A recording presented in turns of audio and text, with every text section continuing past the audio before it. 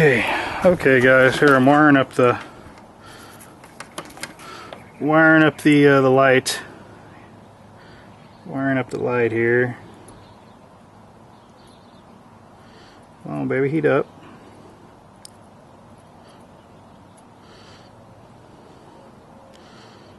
This will be the first of the two lights. Okay.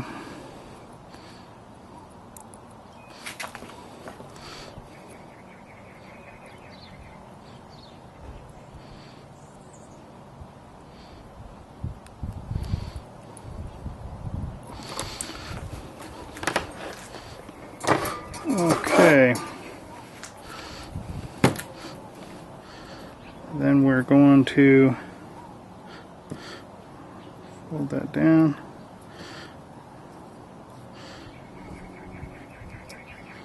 There we go.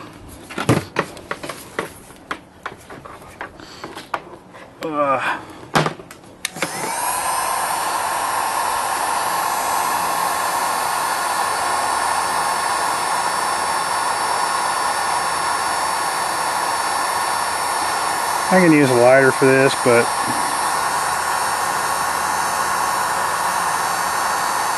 this works just as good. And then I take this other piece of shrink tubing and I go over both connections, just making sure nice and tight connection. Go over, come on, go over. Okay.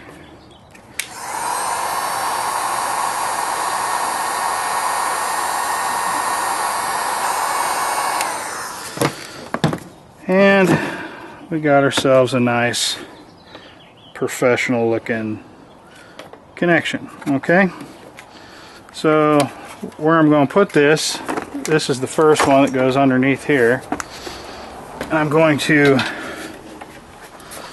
have this underneath here and then wired up.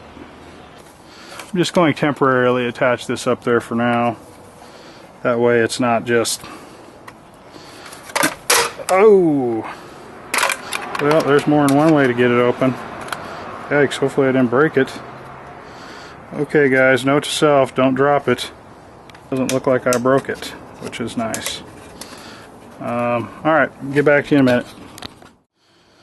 Alright guys, well let's try our hands at these solderless connectors, since we are armed with new information. Pressed in there tight, and then you close the connector. There we go. Hopefully that works. This is a whole lot easier to do than stripping these wires and soldering them. So let's see what we can make happen here, guys. And if this light ever goes out, I bet you I know right where to go to look for the problem. But we'll see. Maybe I'm all wrong, but I mean you can't beat how fast that was. That didn't take me no time at all to do that connection. All right, now we got to hook back up our terminal. I just set them there for now. If it'll stay, I said if it'll stay. Actually, I don't need that one. Turn them off, but oh, did our power move? There we go. Oh no! What's happening now? Oh man, what's going on here? Let's see here. So these would be on. Now they're on. Oh, okay. It's just the loose connection because I just have it sitting there. But anyway, I'll be glad when this light is done. Anyway. So there you have it. They're working. If I tighten down that connection, they'll work 100%, I'm sure. But let me get the cover back on them, and we can move on to something else. Holy crap.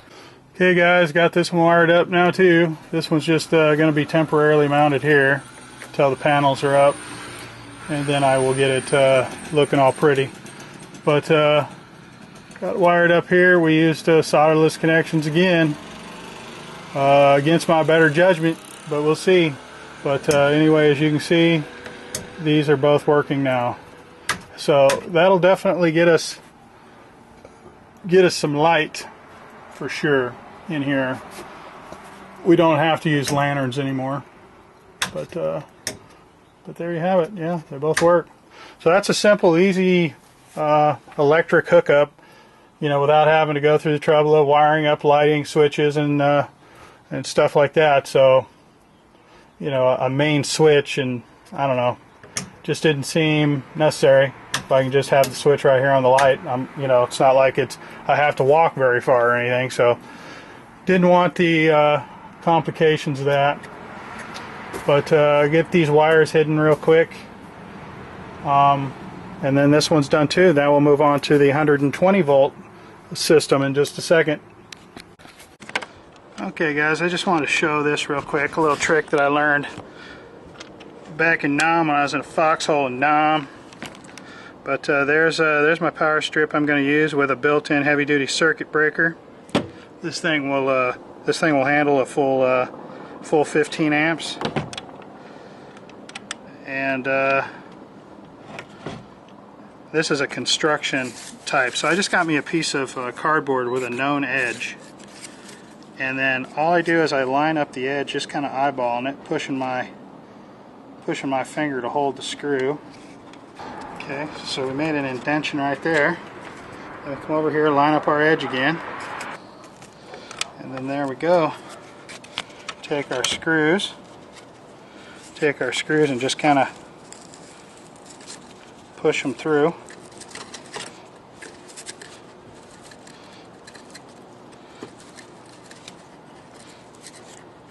And now I'm just going to take this with my known edge, line it up where I want it, and screw these down, and it should line up perfect with this in theory. So all I'm going to do, line this up with my edge where I'm wanting it, and kind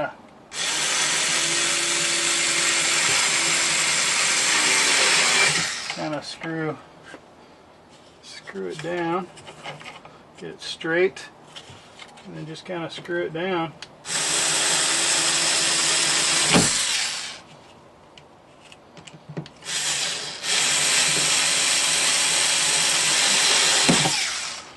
Okay, so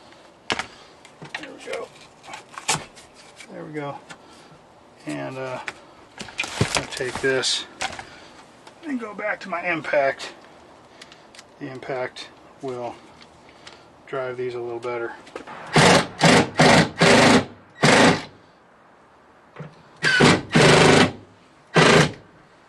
Let me see if that lines up, guys. Hopefully you guys can see. I hope so. See?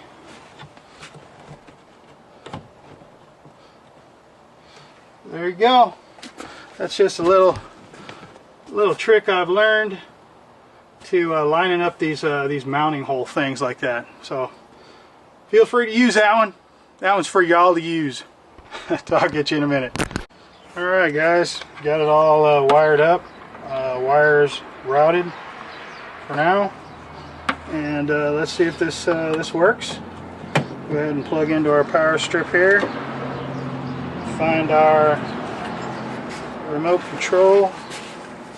Here it is. Turn on the inverter. Okay, inverter popped on.